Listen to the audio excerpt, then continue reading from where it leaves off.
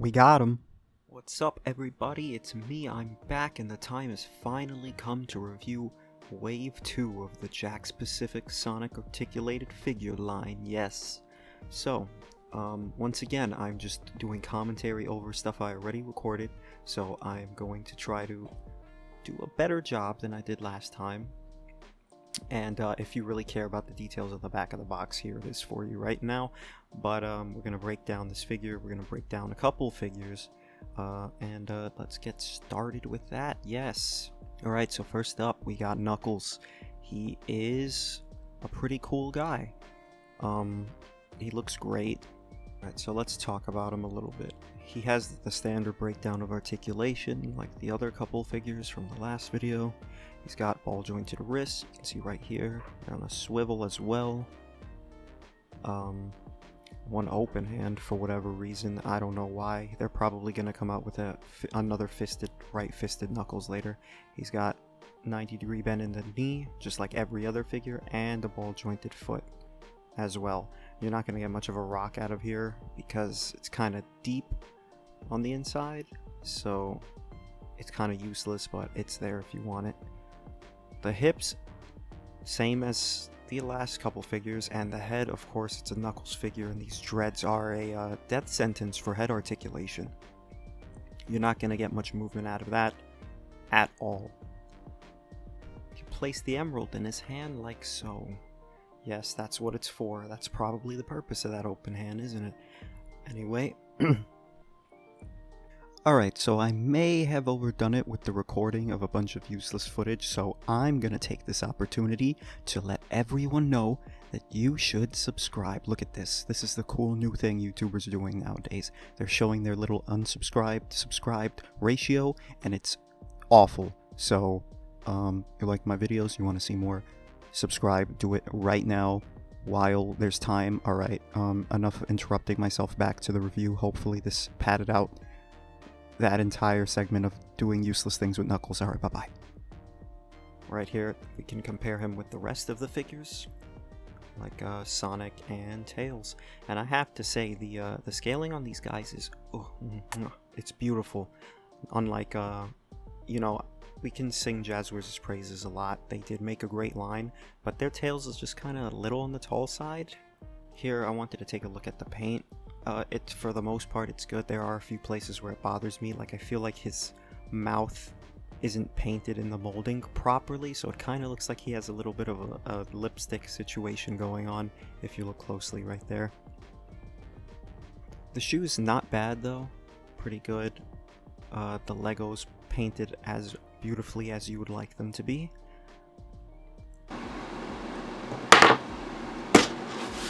Here we can see his emerald. It's his sole accessory, like every figure in the line. Take a good look at it right here.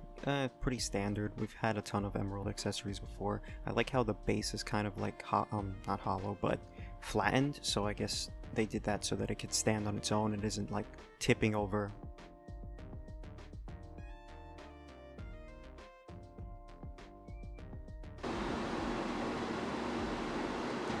All in all, Knuckles is a pretty great figure. I mean, he doesn't bring too much new to the table, but is a welcome addition to the line nevertheless.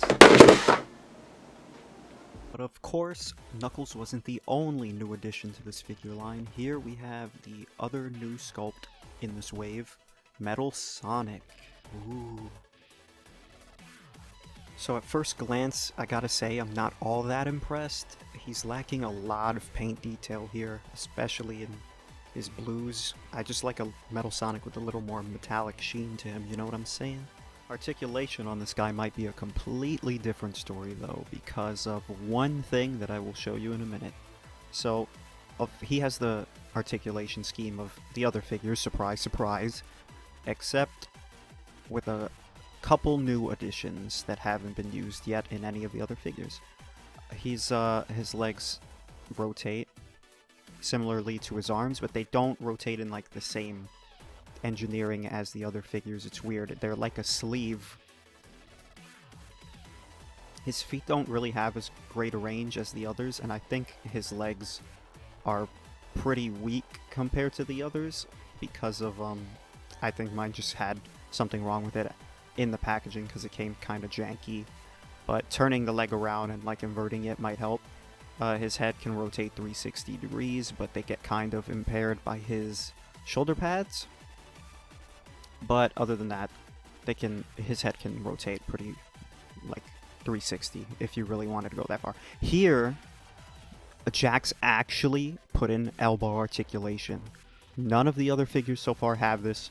I guess they thought it was appropriate for Metal Sonic. Since he's a robot, they can hide it a lot better. I'll show it in a sec. There's that sleeve kind of action rotation in his that blue part. But here, he can elbow bend at almost 90 degrees, not quite. But it's still more than literally every other figure in the line. So, good on you, Jakks. Put this on the rest of them, please. We would be eternally grateful. He has a neat paint on his jet engine part right here. A little bit of like a dry brushing gray. I don't know why they didn't do that on any other part.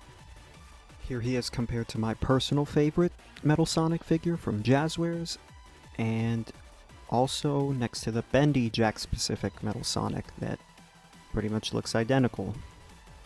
Metal Sonic here comes with a Eggman Empire patented trap spring TM. The paint application on this is really good. I love the printed Eggman symbol on it. And yeah, what more can you ask for?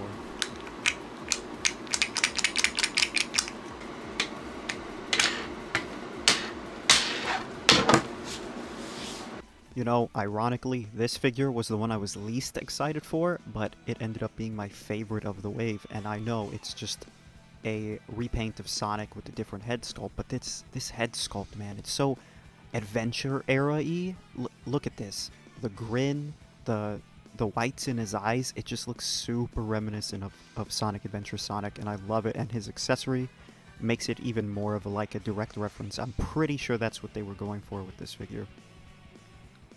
But here you can compare him with the Wave 1, which is definitely more of a modern-based Sonic from his more recent 2010s outings. And you can just see, like, the difference in their facial expressions here. Wave 2 Sonic, definitely better. Pick him up. And now, a kiss. Right, and this Sonic's accessory is, of course, the snowboard. And while it isn't the snowboard from Sonic Adventure, it is from the Mario and Sonic Winter Sochi Olympic Games, which is pretty neat. Finally, I wanted to let you guys know, since this line might have a ton of repeating figures in the future, at least if they come with different hands, you'll be able to do this cool tech with them. Since they're all on ball joints, you can exchange them, like I do right here with the Sonics, giving them either both fisted hands or both open hands, because both of the figures had come with one of each. So, at least it gives you some kind of value for repeat figures, which is what I wish I could say for Jazzwares, because, you know, you just ended up with like 40 of the same Sonic, and that wasn't cool. Some of you might be wondering, well, what about the fourth figure in this wave? And I am not going to review that one. Why? I'll tell you exactly why. Because it is literally the same exact Tails from the first wave with no differences. Well, the only difference is that the accessory he comes with is different, but it's really like, do you want to spend $10 for a new power-up? It doesn't even come with different hands. It's just not worth it. I am omitting him from this review.